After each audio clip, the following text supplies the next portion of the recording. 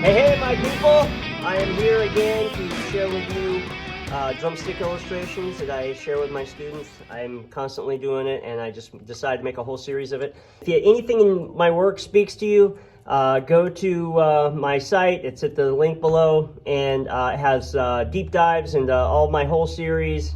All my students have been fantastic. They've all passed all of their auditions, and this is for ever since I started playing. And it doesn't matter if it's an audition for school or for bands or whatever. They just they come in first and second in those drum contests. We're doing something right here, and so I just want to share with you what we're doing here. And then, if you want the deep dive, you want to get into the series. The thing I'm going to talk to you today, using a drumstick like I always do, is the difference between the academic approach and the athletic approach. They're kind of on opposite ends of what you're doing. Now, the athletic approach is like I refer to as the Olympic approach, is to just like see how fast you can do, singles with one hand, right? The one hand roll, or it becomes more of an Olympic thing about how high can I jump, how far can I throw, and how hard can I hit, how long can I play. They are valuable ideas. They're just on this end of the spectrum. And on the other end of the spectrum is the academic sort of ideas that have to do with identifying. There's a real rationalism that happens where you look at the notes and you understand how they relate to each other, how they relate on the page, what the math is of whether it's 1 time as fast, 2 times as fast, 1/3 as fast. There's kind of like wheels within wheels that happen in drumming, and it's once you're inside all the numbers, nothing really surprises you. I always refer to it as a room. And you get into this room and it's all dark, and you just got this little flashlight, and you just start looking and you see this corner, and you go, okay, there's a corner, and you map it out, and pretty soon you've mapped out the whole room academically, where there's nothing in this room, this mechanical room, that will surprise you. This is the academic approach of understanding. You line up all the styles, you line up all of the meters side by side. This is kind of my approach in the series, is that there's a certain sort of completeness in the understanding of it.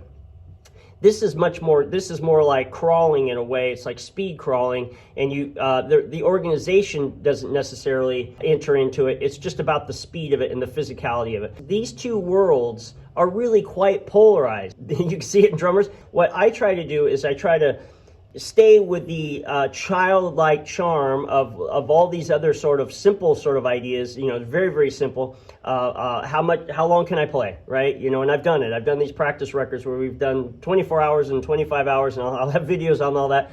And I did a number of them with Jeff Bowders, I think, who teaches at MI. He did the 2 15-hour days back to back with me, where he would do 2 15-hour days, and I would write music and practice on a pad and be the witness for him, and he would be the witness for me. And then anyway, I just continue to do it. That's kind of the Olympic approach. I really believe in it. Just seeing how many notes I can write and all this kind of stuff. But on the academic side, you really want to break it all down. And so what happens is there's a certain sort of thing where your physicality and the understanding of what you're doing and the organization becomes so much more organized that it becomes, once again, one thing. I understand where people can make a choice and go, well, I just want to every day just see how fast I can play. Okay, well then that's your choice that you want to do here. But I would be a full spectrum person and then do that by choice, not by default, like you have to, diss everything that's over here just to live over here. I just believe in the full spectrum. You're going to hear me say this a lot. Then when you do make a choice to do something, you're doing it by choice. You're not just defaulting because, well, it's too scary over there, or I don't want to go over there because it's too foreign. I like to quote, as I've said, that people prefer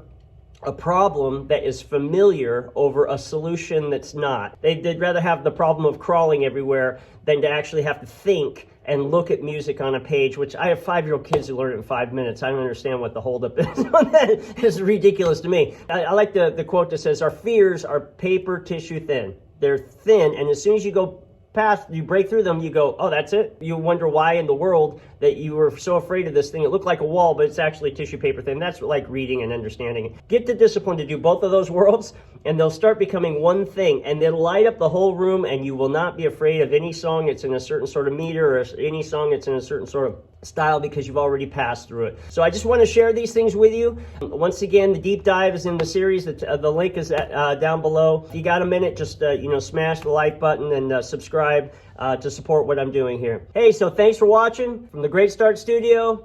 This is Larry London, back at it.